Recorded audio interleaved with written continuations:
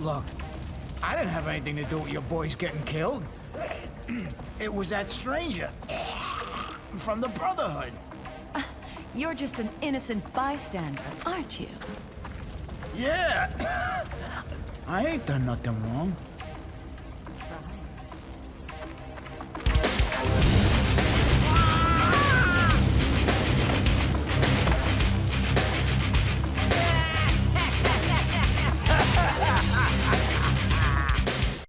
Fallout Brotherhood of Steel is a top-down action game and smelly gamer humor simulator. The game was developed and published by Interplay, a well-known company in the 90s that had released such bangers as the first two Fallout games and the Baldur's Gate games. But more interestingly, they had published Baldur's Gate Dark Alliance, a hack-and-slash game using the setting of the PC games, but this time for consoles. With the game being a huge success and Interplay bleeding money all over, they got desperate to have as many successes as they could to try and stay afloat. So this made them yank the engine of Dark Alliance to make something with Fallout, to try and replicate the success of the game. So they did what every responsible game publisher does and rushed the game out the door.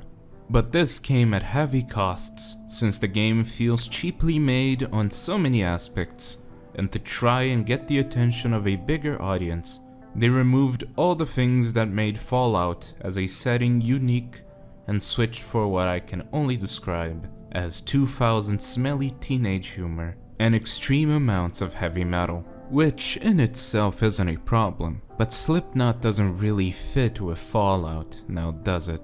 Maybe Rob Zombie. Now that Fallout is with Bethesda, they have made sure this game would no longer be canon, just by the fact that it was essentially a cash grab that was quickly rushed out the door, and used trends of the time to its detriment. Wait a second. That joke doesn't even work anymore. Apparently they made Fallout 76 good now. The game is technically an RPG, but only in the simplest of terms, since there are dialogue choices and you can make different types of builds. But you're not really playing a role in the story, that only serving so that you can get from point A to point B, while killing everything in the path and the NPCs make piss jokes.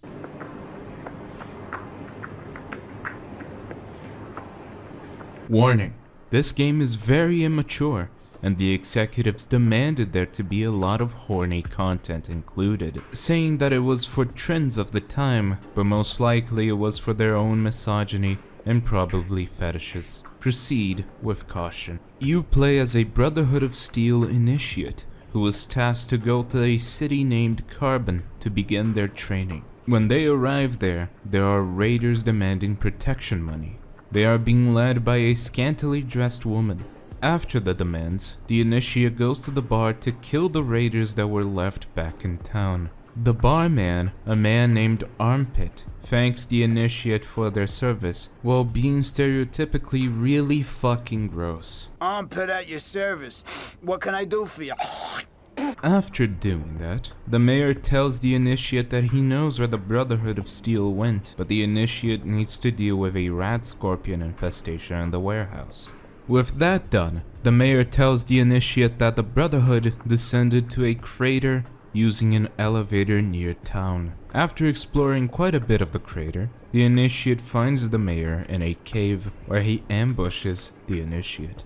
After dealing with him, the initiate goes back to town where the raiders have returned to search for the initiate. The raider matron is interrogating Armpit, but she gets fed up with him and burns him alive. The matron leaves, leaving only her raiders to terrorize town. After saving as many people as you can, the initiate decides to launch an assault on the raider base.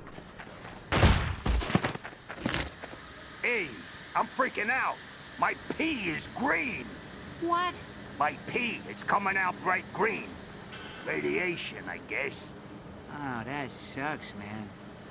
I'm gonna stand over here.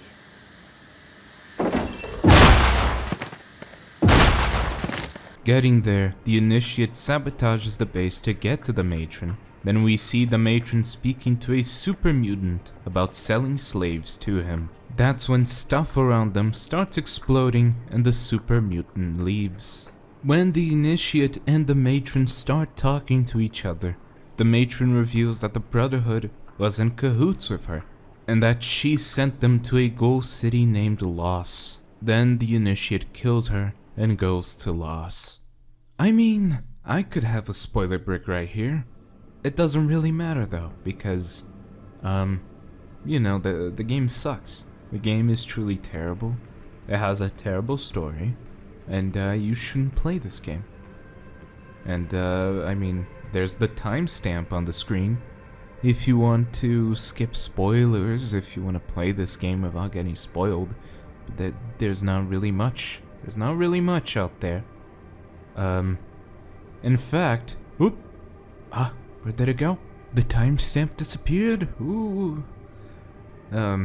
Yeah, but trust me, you're not missing much. So yeah, go play like Half-Life or the first 2 Fallout games, or New Vegas or the other Fallout games. But yeah, you do you, man. Sam, good luck on making your choice.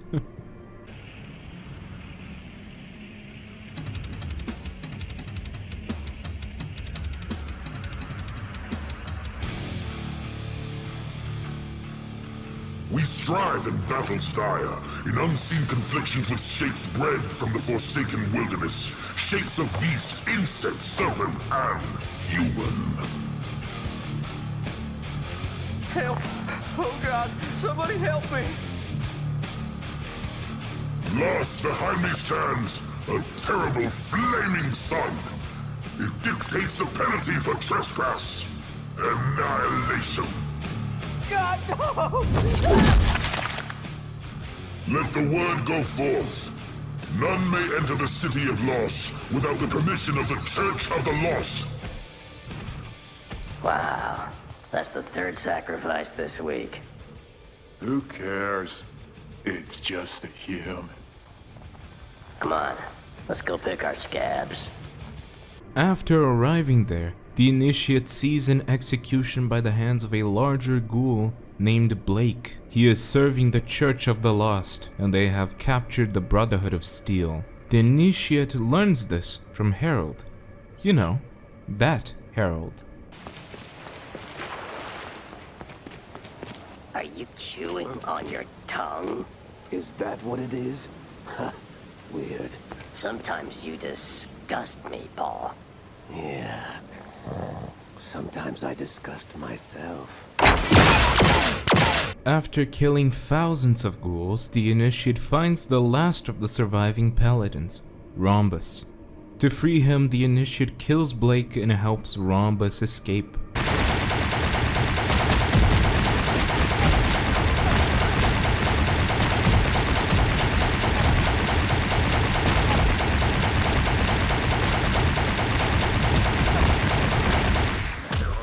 Where he says that the super mutants are going to an underground vault.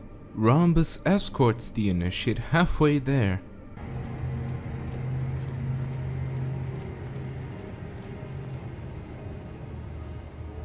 Here it is!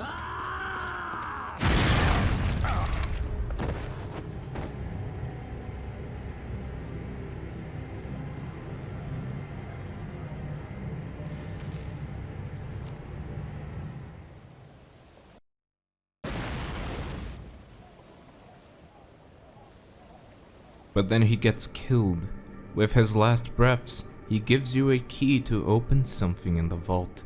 Going to the vault, the developers decided to give up and just populated the place with a bunch of bullet sponge enemies, and little to no story whatsoever. So I also gave up and used cheats to get past this garbage level. When guard duty over, Bob, me have to go body. Just wait. Guard duty is almost over. But me have to go bad. Okay. You go, I'll stay.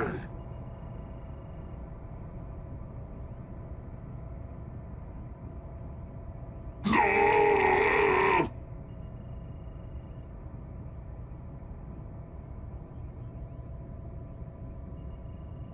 Getting to the end, the initiate finds the super mutant leader, and he says that the super mutants need to get into the lab in the vault to cure their sterility. After a really annoying boss fight, the leader wins either way, and he cuts off the initiate's arm and dumps them in a hole nearby.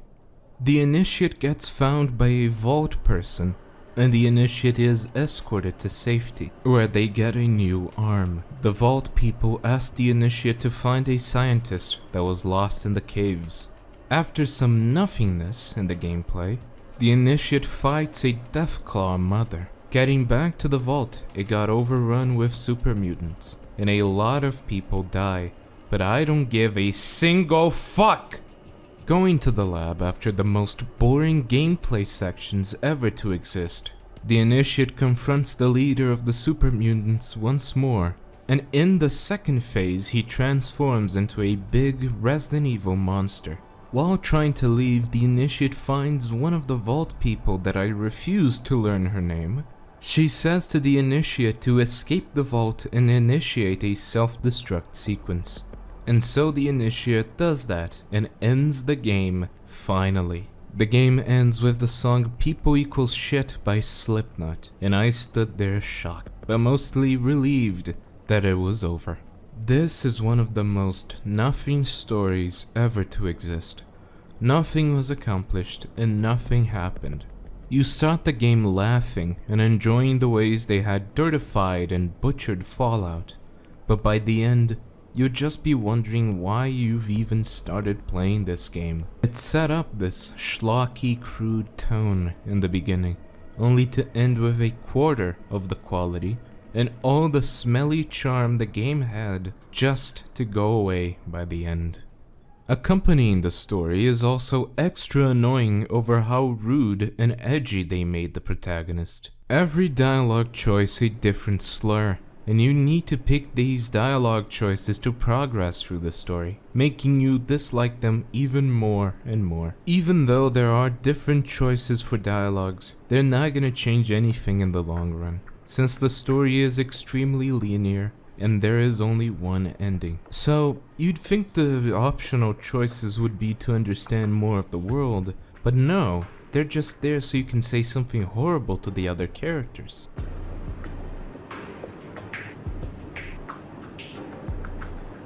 Considering they got Dark Alliance's engine to make this game, it baffles me that they actually managed to screw this up.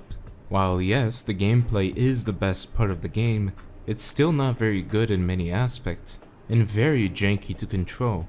More specifically, the combat is very horrible, especially melee, since even in the most basic forms, it is unsatisfying and uninteresting. For example, whenever you attack, you stay in place, making you have to reposition every time. Not only that, but there is no block button, making you dodge everywhere. So the better option would of course be to shoot everything. But the problem there is that the camera sucks, with it being too angled up and also simultaneously being too close to the ground, making it really awkward to see anything ahead of you.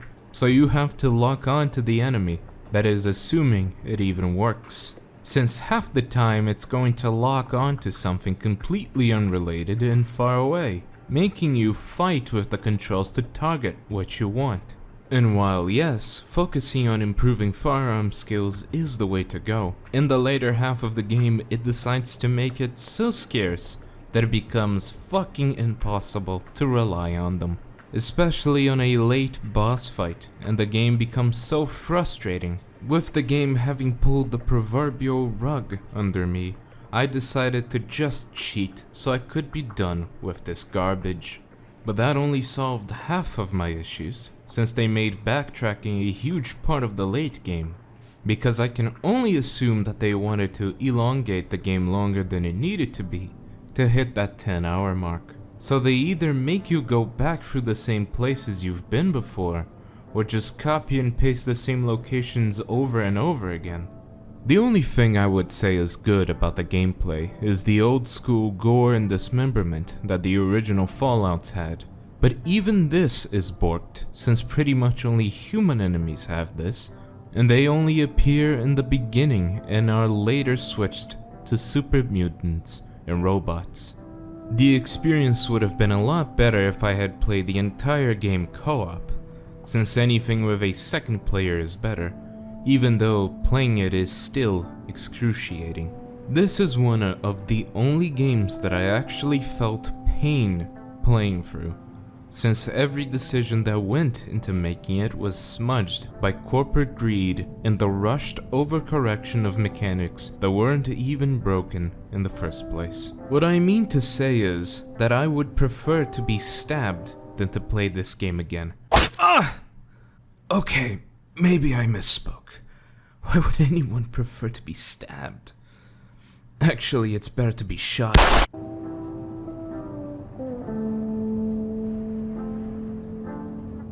I mean, look at it. It's one of the muddiest, simplest graphics of all games that I have ever played. Even Fallout 3 looks better than this, and that game has a vomit filter over it. Even in the standard of games of the time, it looks god-awful. It doesn't help either that the game decides to copy and paste environments everywhere, so that even when you're not backtracking, you feel like you are. The game looks the same from beginning to end. Even at the last chapter, where it is set in a vault, it still looks like a drab, lifeless desert. Another thing you might have noticed from the footage and from the warning I gave in the story section is that this game is very horny, with all women's bodies being extremely sexualized, which Dark Alliance also had, but Dark Alliance has charm and better animations of all characters. And in this game, they pretty much only animate the characters' mouths and not much else, except of course for the jiggle physics. Then they care to animate those. The music in this game is very limited and very different from the other Fallouts, since the entire soundtrack consists of ambient sounds for exploration.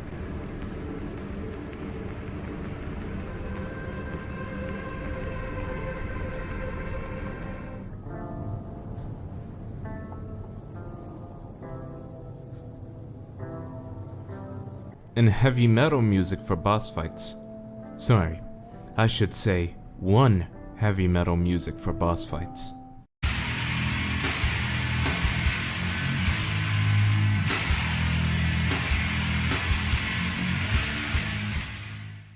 Pretty much only in the main menu there is the usual style of music for a Fallout game, which is very catchy, I might add. There's much attraction. There's no civil defense.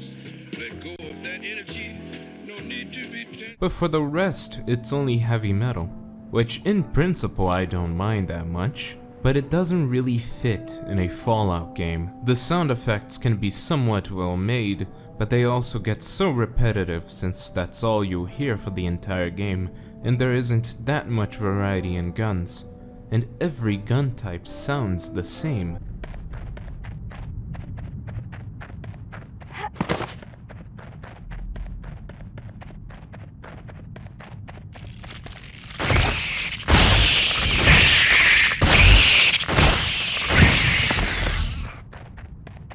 It's clear that the changes were made to pander to a younger, more immature audience, mostly boys in their teenage years, and by making it to that specific type of audience, it means that in a couple of years, it would have already been so outdated that it wouldn't be remembered, which is exactly what happened. So remember kids, don't pander to teenagers, unless it's like really radical, bro.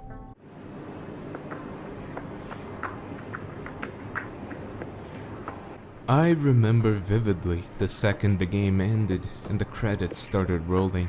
I started laughing out loud at the experience that I just went through and the memories that I hope one day to forget. Brotherhood of Steel came out in 2004, a truly legendary year for video games, with games like Doom 3, Half-Life 2, San Andreas, and so much more. It leaves this game as a strange little guy like that weird smelly friend that says the craziest, most horrible things when talking to you. And when you confront him, he says that it's just a joke, and that this generation lost their sense of humor circa 2017. Even though he's part of the same generation that he's complaining about. Then he starts listening to Jordan Peterson and Andrew Tate, saying that the Trump election was a massive success, that it's gonna be a wake-up call for the rest of the world when in fact, it's gonna be the downfall of society as we all know it. The rich get richer and the poor get poorer. Why did the goddamn bullet miss? What was I saying? Oh yeah, don't play this game, even if it is essentially abandonware at this point. By covering this game, I learned that there are games that deserve to be forgotten. Not in a availability sense, but in a collective mind sense. I don't think anyone should seek out to play this game, at least if they want to have fun, just in a cataloging and curiosity sense. But that's what I aim to do in the video at least. I played it so you don't have to, so to speak. There were many amazing games that released the same year as this one, or even in the years before and after. Just on this channel alone, I've covered 3 other games of the same era and console as this one, with many more to come hopefully. There is truly a treasure trove of games out there. You don't need to play the lowest rung in the ladder to feel something, unless you're one of them, aren't you? No. I can't allow it. Would you kindly stand still for me? It's gonna be just a second. It's for your own good. Just listen to this.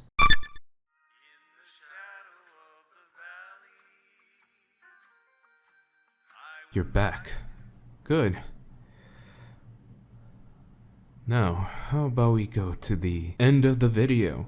Thank you so much for watching. This game was truly horrible. I don't have any more words to describe it. It's just bad. It's just real bad. And, yeah, I don't know what else to say. Just, play something else, you know? I'm glad you watched it, so you don't have to play this garbage. But yeah, that's me. That's me. I'm now gonna go edit this video, and we'll see what happens. Maybe like a random encounter will happen when I'm editing the video. Who knows? Anyway, good night and goodbye.